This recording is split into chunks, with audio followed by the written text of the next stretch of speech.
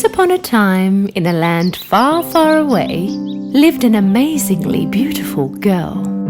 Cinderella's mother had passed away a very long time ago. This is why her father had brought her up. One day, when Cinderella's father remarried, her life had changed dramatically. Her father's new wife and her two stepsisters had moved to Cinderella's house.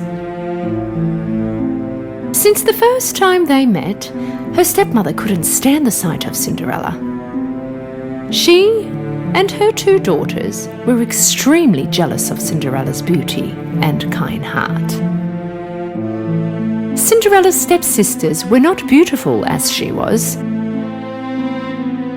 and besides, they were rude and spoilt. One day, due to work reasons, Cinderella's father had to leave on a long journey. And that was the time when Cinderella's stepmother and stepsisters turned her life into a living hell. While Cinderella was in the garden talking to her very beloved birds, her stepmother approached her. As of today, you will live in the attic. You will do all the housework. Also, I don't want you walking around in these clothes. Cinderella didn't know what to say. Helplessly, she did what she was told. She packed her stuff and moved to the attic. After that day, Cinderella began to do all the housework all on her own. She used to get very tired, but neither her stepmother or her stepsisters felt sorry for her. Wipe the floor again. Can't you see it's still dusty? You haven't done the laundry. I have nothing proper to wear. Cinderella had no friends other than the mice and the birds that used to come to her window.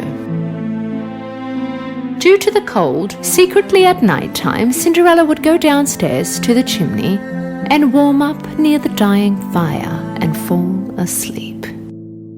As the days went on by, one day in the town, an announcement was made by the kingdom.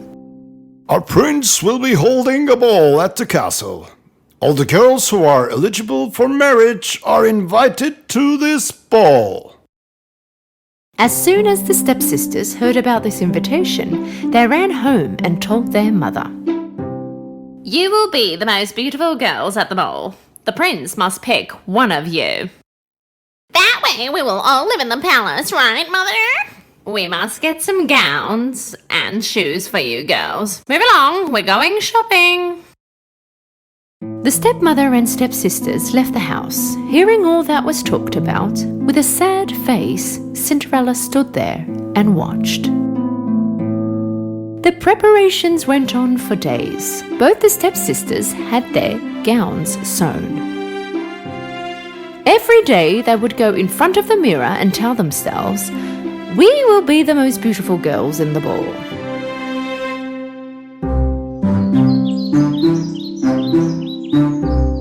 Finally, the big day had arrived.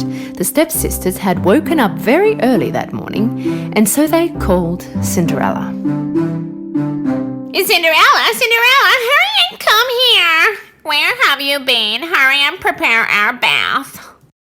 All day, Cinderella helped her stepsisters get ready. Hey, brush it gently. You're going to pull it out. Towards the evening, they had finished all their preparations for the ball. You look beautiful, girls. Just beautiful. Cinderella built up all her courage and asked her stepmother, "Can I come to the ball too, please?" Who, you? Yes, well, it says that all the young girls can come. Is this your dress for the ball? The prince is looking for a wife, not for a maid, my dear. Come on, girls, let's not be late for the ball. And you make sure that you've finished all the chores before you go to bed. Her stepmother and her stepsisters made their way to the castle. And all on her own at home, Cinderella began to cry. Why can't I go to the castle too? If my parents were here, none of this would have happened. Right at that moment, a very bright light appeared. At first, Cinderella did not understand what it was. She was staring at the light. Then suddenly, a beautiful fairy appeared in the middle of the light. My beautiful Cinderella, don't cry. You too will go to the ball at the castle. Cinderella could not believe her eyes. She asked in shock, Can I go? Just look at me. Do not worry. I'm here to help you. Now bring me a pumpkin and 7 mice. Cinderella could not understand why she wanted these things, but still she did as she was told. First, she went to the kitchen and grabbed a big pumpkin. Then she went to the attic, got her mice friends, and went down again. With her magic wand, the fairy turned the pumpkin into a beautiful horse carriage. Then she turned to the mice. One of them turned into the driver, and the other 6 of them turned into beautiful white horses. Amazed as she was, Cinderella was looking at the horse carriage. The fairy turned to her. When she touched her with the magic wand, Cinderella's old dress turned into a beautiful ball gown. And the slippers on her feet turned into beautiful glass shoes. I look like a princess. Now it is time to go to the ball, but don't forget, you must be home when the clock strikes 12, because by then everything will turn back to what they were. Cinderella listened to the fairy very carefully. Then she hopped on her carriage and started to ride towards the castle. Her mesmerizing carriage stopped in front of the castle. When Cinderella entered through the grand doors to the ballroom, all the eyes were on her. She looked so beautiful and elegant. Her stepmother and even her stepsisters could not stop looking at this beautiful lady. They, of course, could not recognize her. Suddenly, the prince appeared on the stairs. Cinderella really stood out amongst all the young women at the ball. The prince fell in love with the first sight of this beautiful young woman. With everyone watching curiously, he began walking down the stairs and slowly approached her. The stepsisters were very excited because the prince was coming towards them. Ah, he's coming to me. Now he's coming to me. But the prince passed on by and stopped in front of Cinderella. Most beautiful young lady, would you please allow this dance to me? Cinderella nodded politely.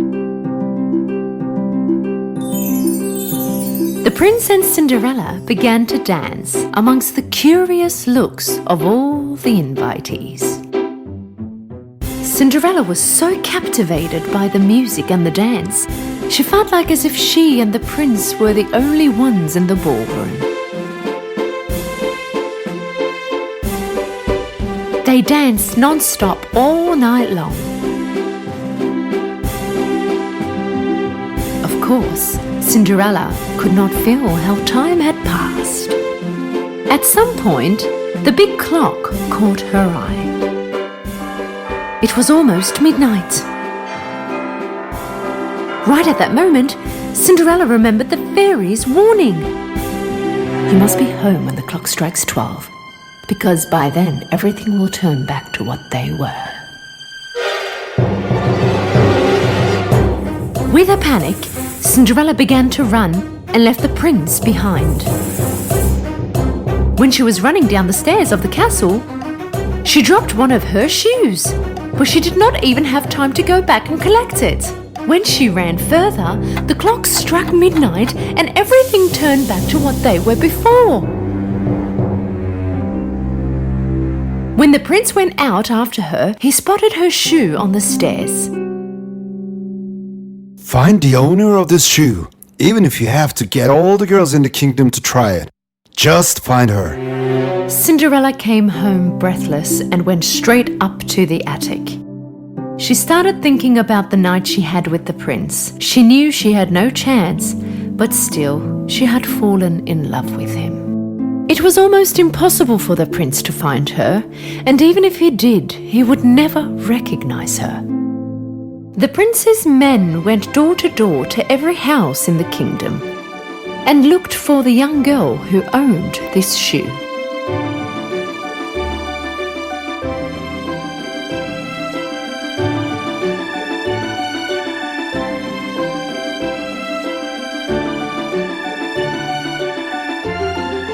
But the shoe did not fit any of these girls.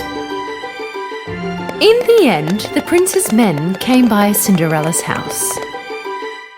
Cinderella was very happy to see the king's carriage in front of the house. Right when she was about to leave her room, her stepmother appeared at the door. And where do you think you are going? You want to try the shoe too? With a sarcastic laugh, the stepmother locked the door to the attic. No, please stop! Open the door, please! How pathetic! What would the prince have in common with you? The men first let the old skinny sister try the shoe, but it was too small for her feet. Look how beautifully it fit my foot. Then the younger chubby sister tried the shoe, but her chubby foot did not even get in the shoe. Maybe if we tried it on my other foot? Whatever they did, it just would not work. Finally, Cinderella's last try was to run to the window, but it was too high. So she began crying. Seeing her crying, her mice friends came next to her. My stepmom locked me in. She must have the key. One of the mice slipped underneath the door and ran downstairs. The stepmother was at the door with the prince's men. Why don't you come tomorrow? Today they are a little tired. Their feet must be swollen. The mouse jumped on the stepmother's skirt and, snatching the keys out of her pocket, ran upstairs. He slipped the keys under the door. Cinderella was very happy when she saw the key. Opening the door, she ran down as fast as she could. How did you get out? Please stop, don't go. I want to try the shoe too. The stepmother and her two daughters started to laugh hysterically. Please shush. It is the prince's orders that every girl in the kingdom must try the shoe. When Cinderella tried the shoe on, everybody was in shock because it fitted her perfectly. Young lady, are you the owner of this shoe? Cinderella nodded to confirm. Please come to the palace with us. Cinderella went to the castle with the prince's men, and they took her in front of the prince. Right when he looked in her eyes, the prince knew it was her who danced with him that night. He held her hands. I finally found you, my princess. Would you marry me? With teary eyes from happiness, she accepted the prince's offer. They got married and lived happily ever after.